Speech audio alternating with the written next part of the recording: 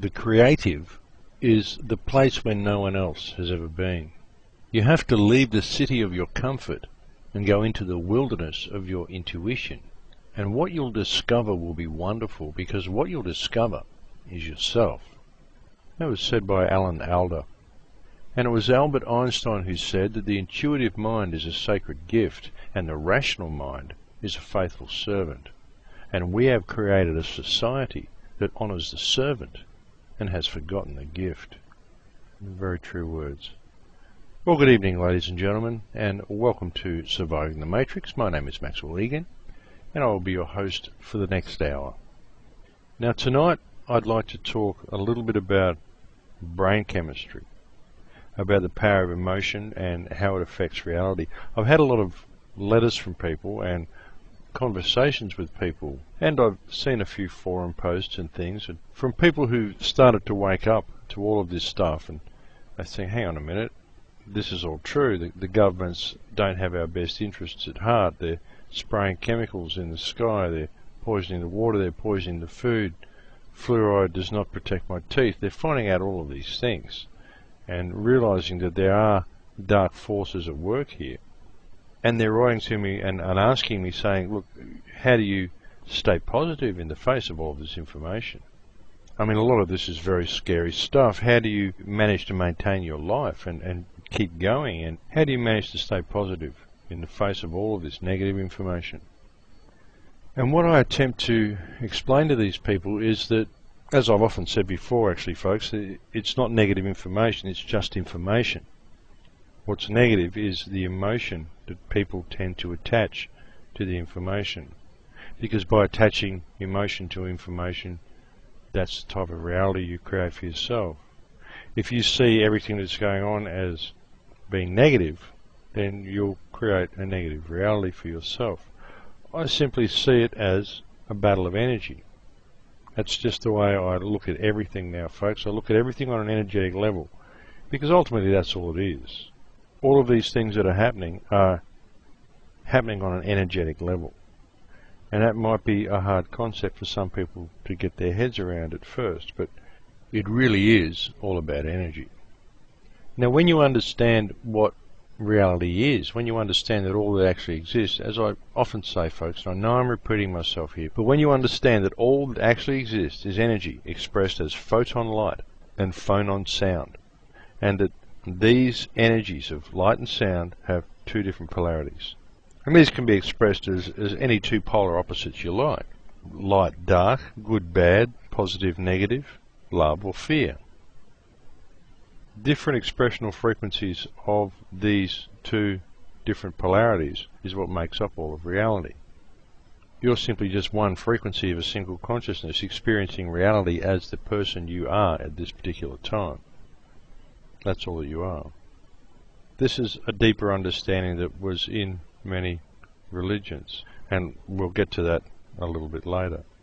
But getting back to staying positive in the face of everything that's going on, when you understand what I've just explained to you about reality, and I've explained it in depth to you many times before, so there's no point in really going through the whole thing again on this show, but when you understand the whole energetic basis of reality, and then you begin to understand how your body works, how the beautiful, wonderful, and biological computer that is you actually works, and how this computer manifests reality, and how that reality is based on the emotional content that you put into the computer, a whole new way of dealing with things becomes available to you, simply by understanding how your body works.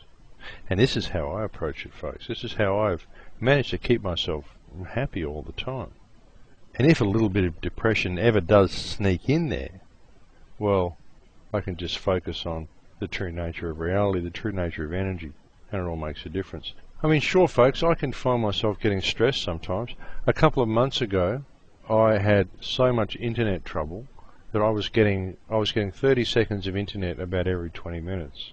And this went on for about a month. And after a month of trying to do research, trying to do these radio shows, trying to just live a normal life, when I'm someone who gets a lot of my information and has a lot of contact with other people around the world via the internet, after a month of it, I was incredibly stressed and I was very far from my centre. I wasn't depressed, but I was just frustrated. It got to a stage of complete frustration. So, like, nobody's perfect, folks. I'm not perfect. I'm just a person, just like you. But it was a nightmare. And we all go through these times. But it didn't get me sad, didn't get me depressed, didn't get me upset, didn't make me want to hurt anybody. It got me frustrated. It got me incredibly frustrated, and I ended up falling into that frustration. But it gave me the opportunity to learn from that experience. And with the internet censorship looming its ugly head in Australia, it was probably a good little push to not be too dependent upon the internet. So anyway, getting back to the biological computer that is your body. A couple of weeks ago, it might have even been last week, and I know I've mentioned it before on previous shows. I know I talked about it with John Lipscomb one day on air. But the way to keep yourself in a positive state, or a very helpful way to keep yourself in a positive state, and something that has totally worked for me, is to understand how the chemistry of your brain works, and understand how your brain and your heart interact with each other. And I just want to try to put it into a nutshell here tonight, just for anybody who may not be aware of the information, and also just to refresh the memory of those who may have forgotten how the biological computer that is your body actually works, how the brain chemistry and heart chemistry actually works.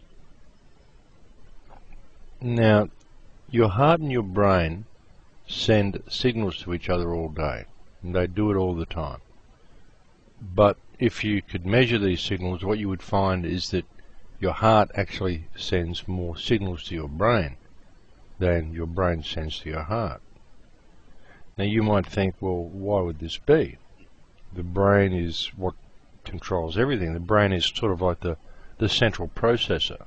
If you want to move your hand, you think it, and then your brain sends a signal to your hand and it moves. But this is because your hand is a voluntary muscle. All the voluntary actions of your body, all of these muscles receive a lot of signals from the brain. But your heart is an involuntary muscle. You can't stop your heart beating.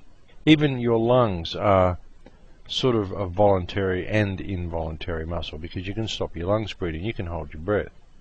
They will sit there and naturally breathe and contract. Once you start them going, it's this perpetual motion machine. Once you're born and those lungs start moving. But you can concentrate and stop them moving for a while if you want, so you can exercise some slight control over your lungs. But you can't stop your heart beating. Your heart is this involuntary muscle that just keeps going. Now, your heart, apart from being the pump that pumps your blood around your body, it also generates an electromagnetic field that influences the reality around you. And it also reads signals from the surrounding field. And the main signals that your heart sends out to the outer world are emotional signals. The electromagnetic field that's produced by your heart is actually affected by emotion. And this affects the energy field around you. This can actually be very well demonstrated by events such as 9/11. When 9/11 happened, there were universities that read a change in the energy field of the planet while that happened. And that was due to people's emotions charging the field. It was a very emotional event. It went out around the world. And we had a global charging of the energy field with a particular emotion.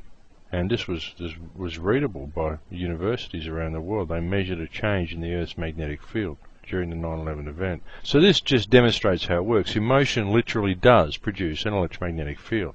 But it also produces more tangible things. It produces things on a physical level as well. Emotions actually produce certain events within your body, certain biological events, and certain things that happen within your blood. What your heart does is it generates these little things called neuropeptides. Neuropeptides are, well, if you look at it in a very simplistic term, neuropeptides are the food that your brain uses to create reality. And I'm trying to put things in the simplest way I can think of here, folks. It's no good trying to baffle people with intellectuality when you're trying to explain something to them. So when you feel an emotion, your heart produces these little things into your bloodstream And these things are called neuropeptides, and these go to your brain, and your brain uses them as food to create reality. And I know that sounds weird, but this is actually how it works. So just bear with me for a little bit, folks. And you can actually demonstrate this yourself. Whenever you feel an emotion, think about it, folks. Whenever you're angry or you're jealous, well, these are physical things. When you have one of these emotions, or one of these deep emotions, anger is a deep emotion, joy is a deep emotion, happiness, lust is a deep emotion. These are all deep emotions. Anger, jealousy, all of the deep, strong emotions. These all produce a physical feeling in your body. So you ask, what is that feeling? Well, that feeling is the neuropeptides that have just been pumped into your bloodstream by your heart. That is that emotion that you are feeling. It's a physical manifestation as well as an energetic manifestation.